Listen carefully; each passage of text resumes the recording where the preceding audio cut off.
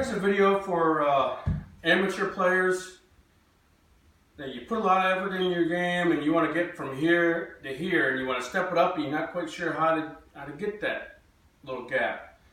When I was younger, I used to watch a lot of pro tournaments on TV, and I was just baffled how these guys could run 3-4 racks in a row in 9-ball. They would break and run, break and run, break and run, break and run. They would make it look so easy. They were playing real smoothly. They made it look effortless. They looked like it did no effort at all. And I was baffled because I put a lot of table time in when I was younger, but I couldn't run more than 2 racks in a row. I could do a break and run every once in a while, but I could not get any more than that. I was baffled at how they get that level.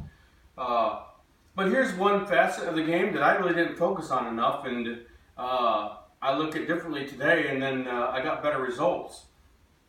For example, the commentators, I would listen to those commentators very, intently and listen to them very well, attentively, and they would say things like, these pros are playing 3, 4, 5 balls ahead. And back then, this is what I thought they were looking at. I thought they were thinking, okay, 1 ball that corner, 3 ball that corner, 5 ball that corner, 6 ball that corner. That's what I thought they were calculating. But today, I look at a table a lot differently than I did back then. So like today, this is what I look at. When I look at a table, today I look at, I want this angle on the 1 ball, to give me this angle on the 3 ball, to give me this angle on the 5 ball, to give me this angle on the 6, to give me that angle on the 8, so I'm straight in on the 9. That's the difference between today and back then, what I used to consider. Because I listened to those commentators and they would say, hey, this guy always falls on the right side of the ball. I understood that a little bit, but I didn't really focus on it and really understand that as much as I should have.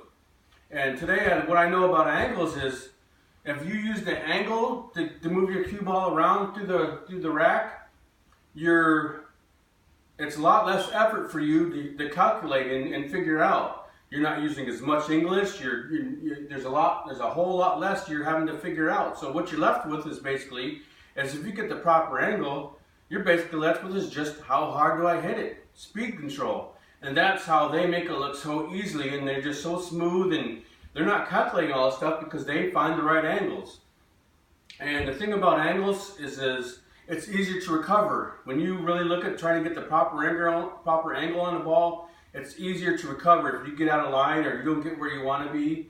And it's easier to recover from that if you stay on the right side of the ball, and then you can continue your run.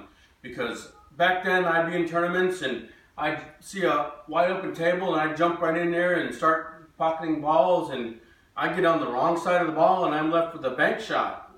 And I was the type of player, if you left with a do or die type of shot where either you bank it and go for the run out or try to play safe or something like that, I always went for the bank shot. I wanted to win.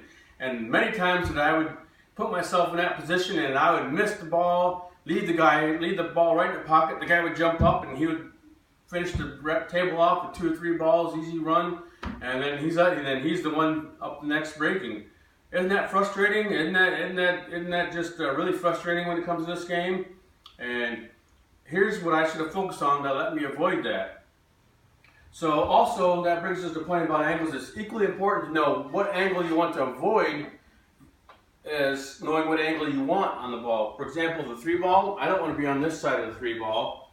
That's an easy shot from here, but if I'm over here, the cue ball, I'm going down here, coming up here, I could easily get behind this 9 ball. I could overshoot it and have a really tough shot on that 5. So it's equally important to know what angle you don't want. The 6 ball, this is a key shot here too. Here's a straight in shot. I could live with a straight in shot on this run. I want to be a little bit over here, but I do not want to be over here. If I come too far with that 5 ball, I could end up with something like this, and this is going to make the last 3 balls a challenge. The cue ball's heading right towards this 8. If I try to go up this way, I got the pocket to worry about. I could hit that 8 ball coming back to try to get up here for the 8 ball in the corner. That's not what I want to be left with. I want something automatic. So, and when you're shooting angles too, you can settle, when you're playing the right angles, you can settle for a longer shot. Say on the 3, I mess up and I left here with this leave the cue ball right here. I'll take that shot. I got a long distance shot, but I got a good angle on that 5. I would rather take that shot than get left with this. Here I'm close to that 5. I could easily, I'm close to it, I could cut that in. I could bank that.